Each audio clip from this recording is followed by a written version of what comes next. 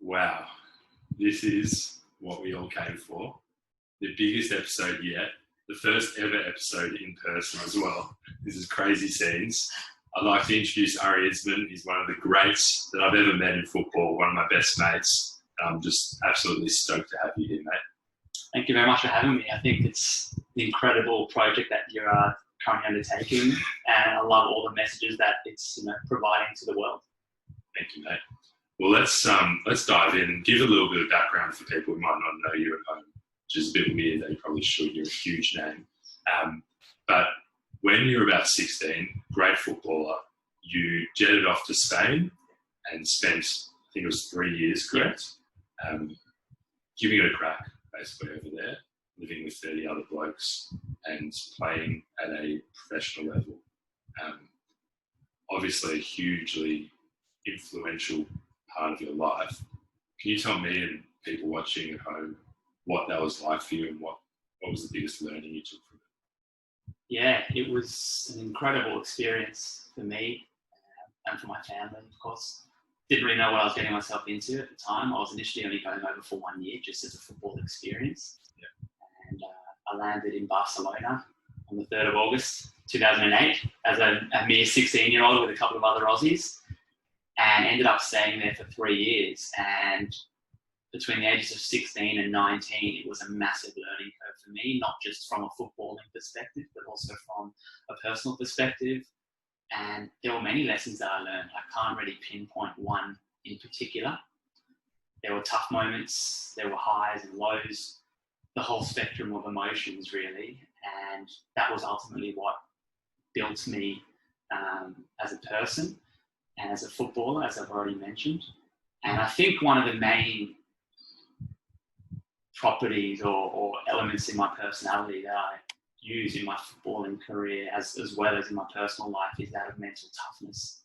And obviously for anyone, let alone someone who's 16, to go overseas and pursue a career in football in Europe is a massive move. I didn't know the language.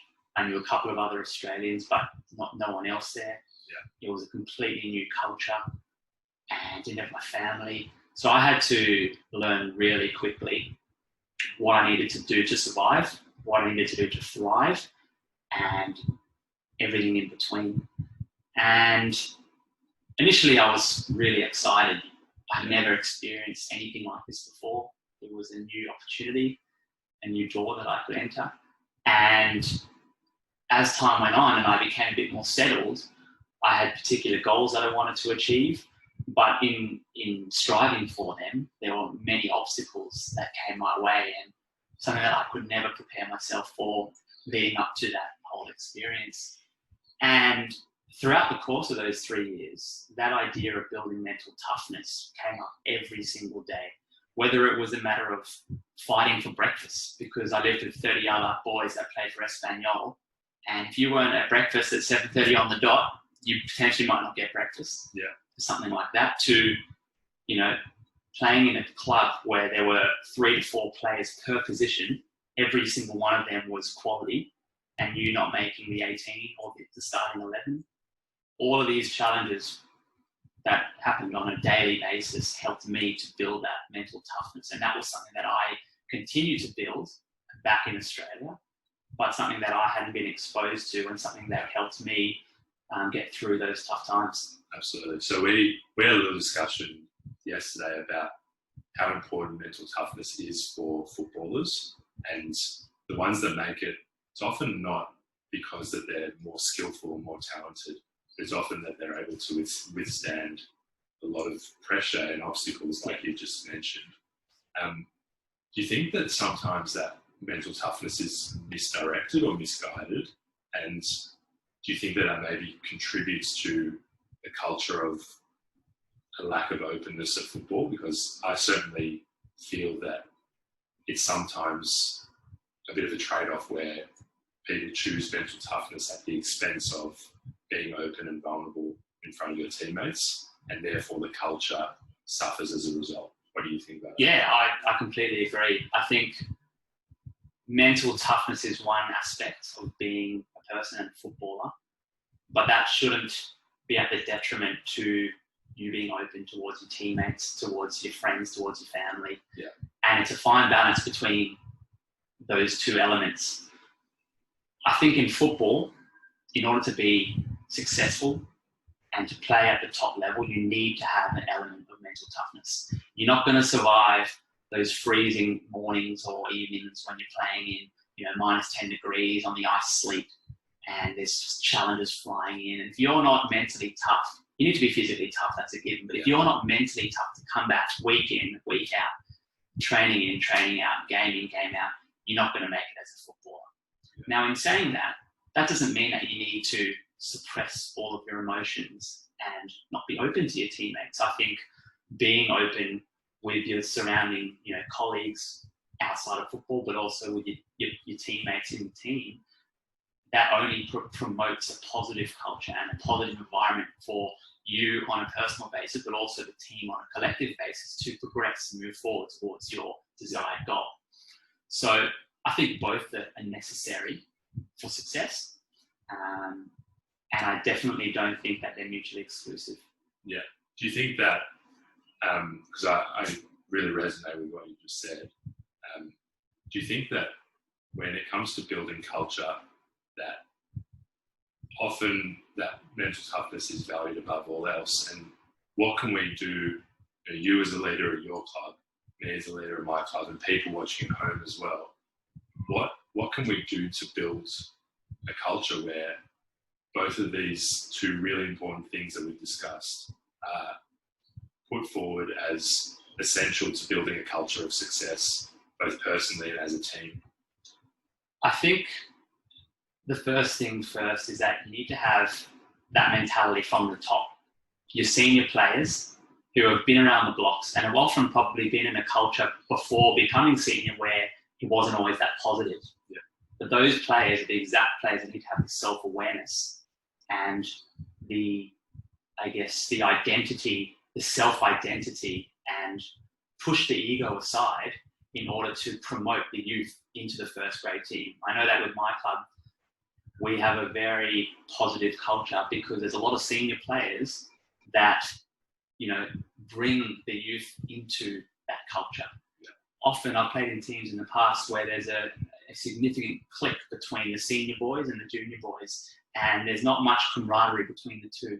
But I think what does promote that unity is having the self-awareness to be like, all right, yeah, I am a senior player, I am a leader within this group, but at the same time, that doesn't preclude me from building the young boys up, getting in there really early and being positive, even when they make mistakes, which is going to happen. Yeah. And I think you need to have not just, the captain of the club or a single leader. You need to have a number of senior players that will all step up together.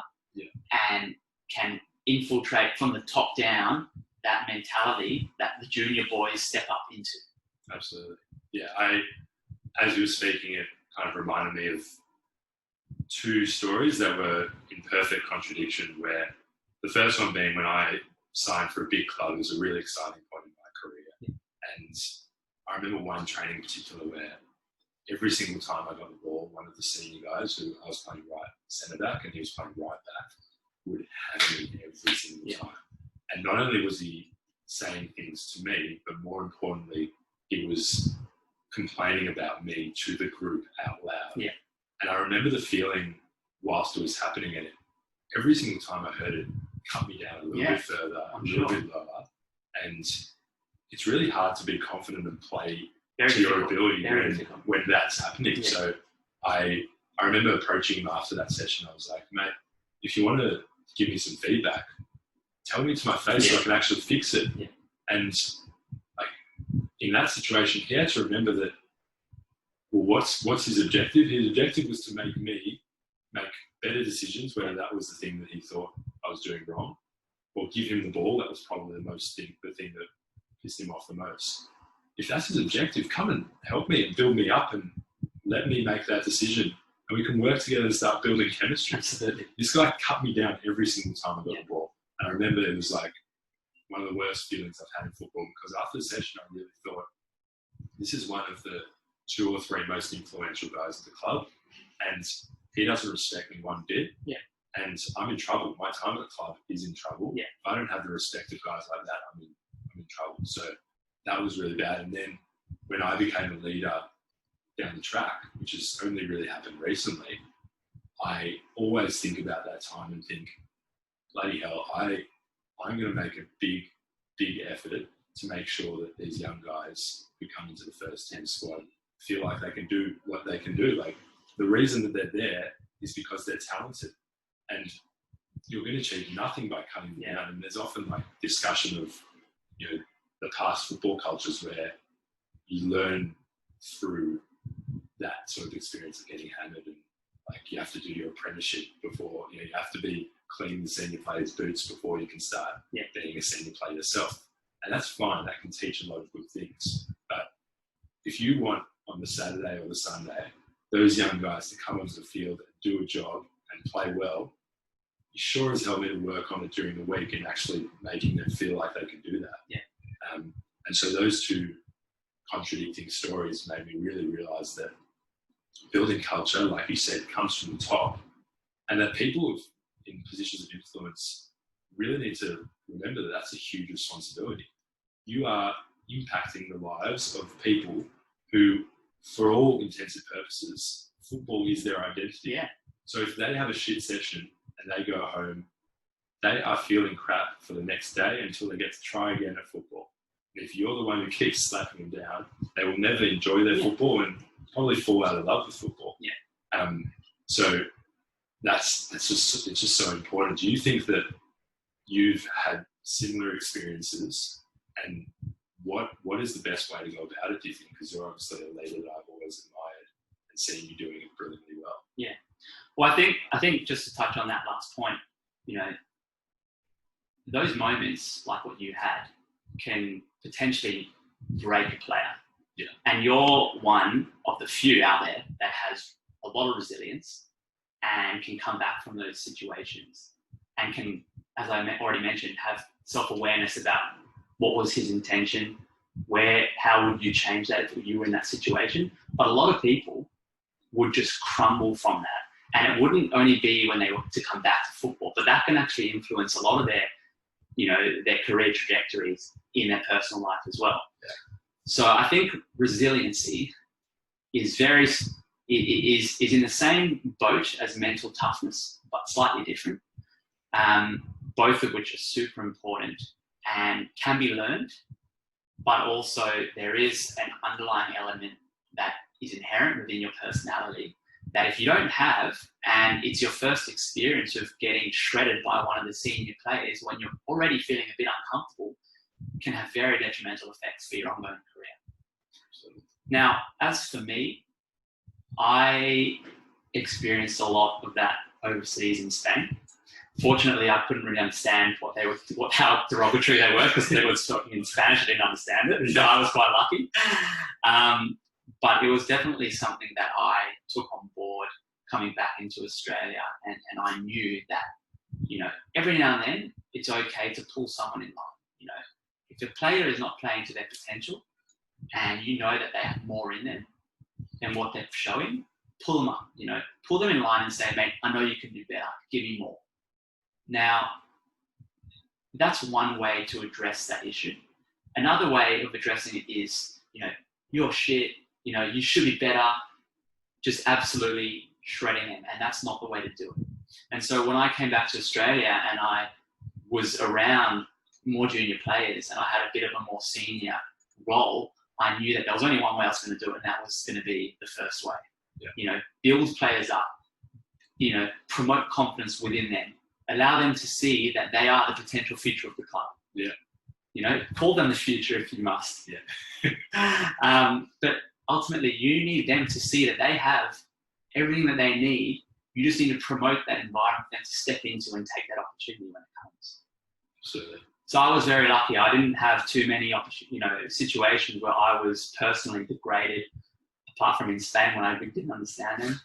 But I knew that when I came back and I was going to be a bit more of a leader, that I was going to try and put in place the best environment for those younger boys to step into, such that when they became senior, they could pass that on and shift the culture, shift the mentality to to that way. Absolutely does. Well, you are a guy that I admire more than most, and I think you've actually been really successful in what you said that you set out to do when you did come back from Spain all those years ago. And I experienced it firsthand when we were playing together, and that was one of the most special experiences of my career. So thanks for doing that, and thanks for being brave enough to actually give it a crack and do it properly, because a lot of people just reinforce that cycle. When they have a negative experience, they get, I've done my time, I'm going to go and continue that cycle. So well done for standing up, and you're someone who will help shift that culture, like you said, and break the cycle of, it's not a cycle of abuse in some ways, but it's one where it's really hard to thrive. And mate, thanks for your friendship as well. You're an amazing bloke, and I feel really, really lucky to have you in my life, and it's nice to be able to film in person for a long time. So thanks for coming on. No, absolute pleasure. And I think that what you're doing on this project, getting all of these different people in and spreading the word about how the positive influences can affect people in football is just one of those little but significant ways in which the culture within football can change. And so for that, I thank you very much for having me, and I wish you all the best in the future with it. Thanks, guys. Thanks, mate.